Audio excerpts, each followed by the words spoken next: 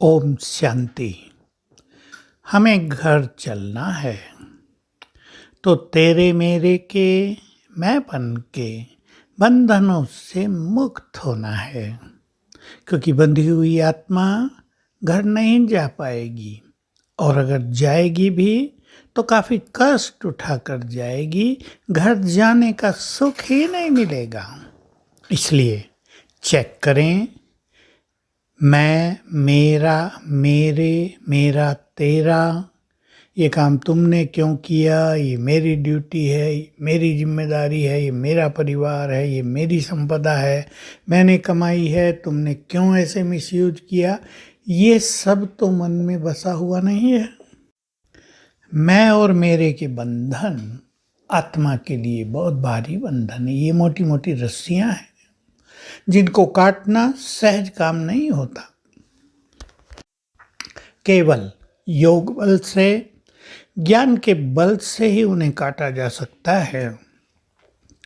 Check करना आवश्यक है, क्योंकि बहुत लोग जो मैंपन में ज़्यादा रहते हैं, जिनके पास ईगो ज़्यादा है, अहम ज़्यादा है, उनकी बुद्धि पर उसकी छाया रहती है और ये अहम बुद्धि को डल रखता है, धूमिल करता है।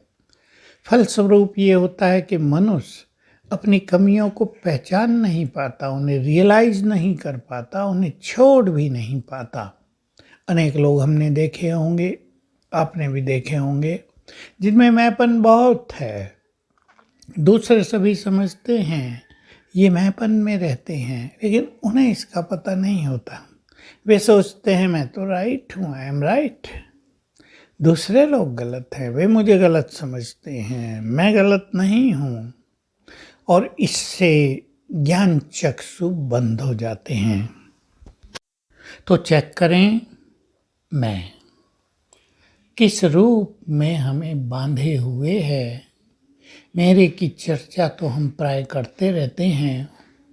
मेरी संपदा, मेरी पद पोजीशन, मेरा परिवार, मेरे बच्चे, मेरे माता पिता, ये हैं। ये तो हम नहीं कहेंगे ये हैं ही नहीं, ये हैं। लेकिन उनके बारे में मन कितना चिंतित रहता है, ये पता होते हुए भी कि कल्प का अंत आ गया है, हम कितना उनके भविष्य के बारे में चिंतित रहते हैं। कर्तव्य करना अलग बात है। बच्चे हैं आपके, उनको आपको पढ़ाना है, मेडिकल में भेजना, आईआईटी में भेजना, आईएएस कराना, आईपीएस कराना, सीए बनाना है, सीएस बनाना है, एमबीए कराना है, ये जरूरी है। लेकिन उनके भविष्य की बहुत चिंता करना ये गलत है। थोड़ी चिंता तो होगी माँ बाप को, लेकिन ये नहीं हम चिंता में अपनी स्थिति को ही बिगाड़ दें, क्योंकि संतान हमेशा हमारी एक्सपेक्टेशंस पर खरा नहीं उतरती है। आप उन्हें योग्य बनाना चाहते हैं, वो नहीं बनते हैं। माताएं आती हैं और कहती हैं मेरी ये लड़की ठीक से पढ़ती नहीं, मोबाइल पर रहती है, मुझे इसके भविष्य की बहुत चिंता है।